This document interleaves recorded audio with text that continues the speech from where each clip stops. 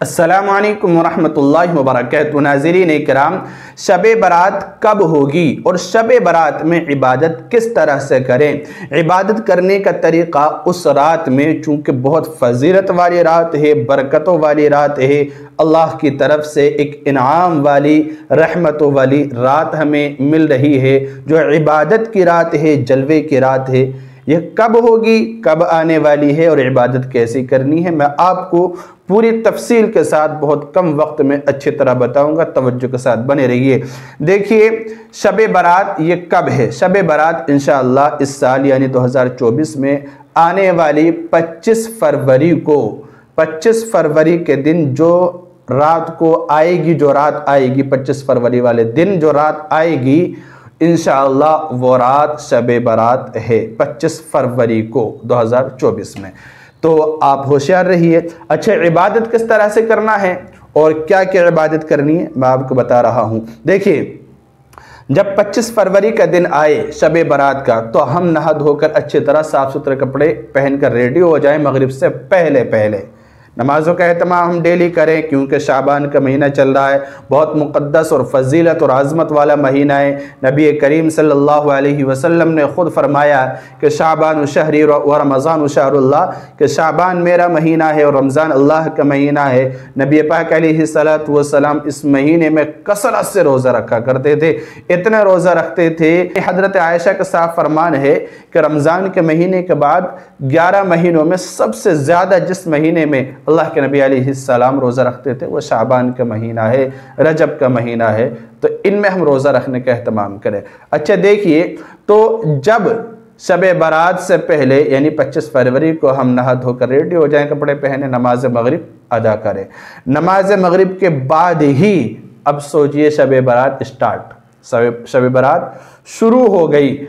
اب ہم نماز مغرب سے فارغ ہو کے، سنت و نفل سے فارغ ہونے کے بعد سب سے پہلے اللہ رب العزت سے دعا کریں، جو بھی ہے اللہ تیرا شکر احسان، تو نے ہمیں یہ رات نصیب فرمائی، یہ جلوے کی رات ہے، اس میں تقدیر لکھی جاتی ہے بندوں کی، اور اس میں اس بندے کی قسمت لکھی جاتی ہے کہ آئندہ پورے سال کی تقدیر لکھی جاتی ہے، کتنا کھائے گا، کتنا پیے گا، کتنا پہنے گا، کہاں کیا ہوگا، شادی بیاہ، رشتہ، اور اس کے علاوہ اولاد، غیر اولاد، سارے معاملات اس رات میں لکھ دیے جاتے ہیں۔ بہت عظمت والی رات ہے، سب سے پہلے اللہ کا شکر ادا کرے۔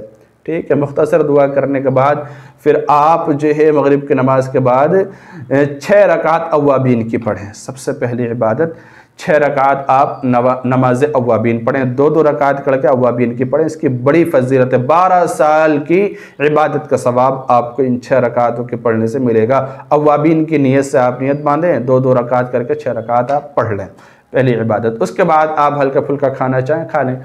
عشاء کا وقت ہو جائے، عشاء کی نماز پڑھیں مکمل۔ عشاء کی نماز سے فارغ ہونے کے بعد جو بھی آپ وعظ و نصیحت اپنی مسجد میں سننا چاہتے ہیں یا کوئی کرنا چاہتا ہے تو وہ کر سکتا ہے، سکھا سکتا ہے، یعنی علمی مشغولیات رہے، دینداری والی باتیں کریں، علم سکھائے یا سیکھے، اس طرح کے کام کریں۔ نماز عشاء کے بعد دعا کریں، اس کے بعد ہم نوافل کا اہتمام کریں، کثرت سے نفل پڑھیں، قرآن کریم کی تلاوت کریں۔ قرآن کریم کی تلاوت کرتے کرتے اکتاہٹ محسوس ہونے لگے، ہم تسبیحات پڑھنا شروع کر دیں، اللہ کا ذکر کرنا شروع کر دیں، ہے نا، اللہ اللہ اللہ اس طرح کرنا شروع کر دیں، اور قرآن کریم کی تلاوت کریں۔ یا پھر ہم اپنے گناہوں پر نادم شرمندہ، کوئی ہمیں نہ نماز پڑھنا دل کر رہا، نہ قرآن کریم پڑھنا دل کر رہا، تو پھر ہم خالی بیٹھ جائیں، اپنے گناہوں کے بارے میں سوچیں، میں نے فلاں موقع پر یہ گناہ ہوا تھا، اس طرح جو گناہ یاد آئے، نادم ہو، شرمندہ ہو، اللہ تعالیٰ سے معافی تلافی کرے۔ اس طرح سے ہم عبادت کرتے رہیں، اور اس رات میں صلاۃ التسبیح پڑھیں، صلاۃ التسبیح پڑھیں، ایک دفعہ کم از کم ضرور پڑھیں، آپ کے تقدیر بدل جائے گی۔ صلاۃ التسبیح ضرور پڑھیں۔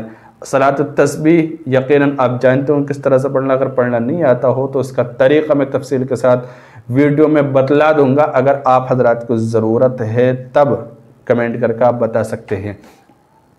صلاۃ التسبیح کی نماز پڑھیں، اس کے بعد ہم اگر ایک بات یہ یاد رکھیں کہ عبادت کرنے میں زبردستی نہ کریں، یعنی ایسا نہ کریں کہ ہمیں نیند آ رہی ہے اور ہمیں تھکاوٹ ہو رہی ہے، انتہائی تھکاوٹ ہو رہی ہے اور نیند آ رہی ہے، نیند کے جھونکے بھی آ رہے ہیں اور ہم قرآن کریم بھی پڑھتے جا رہے ہیں۔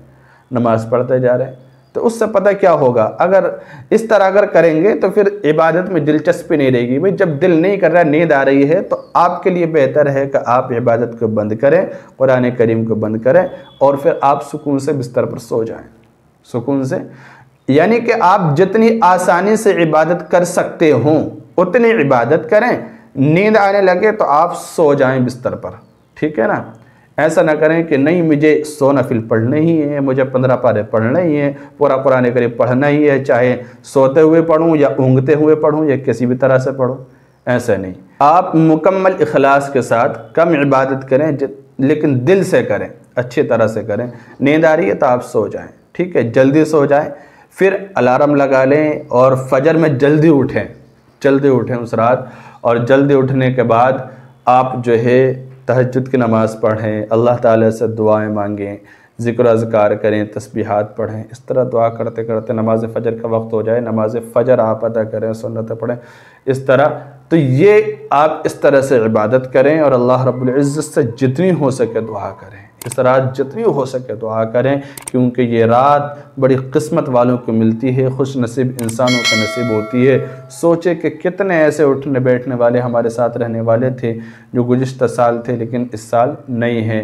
اللہ رب العزت ہم سب کو یہ رات دیکھنا نصیب فرمائے اور اچھی طرح عبادت کرنے کی توفیق مرحمت فرمائے۔ السلام علیکم ورحمۃ اللہ وبرکاتہ۔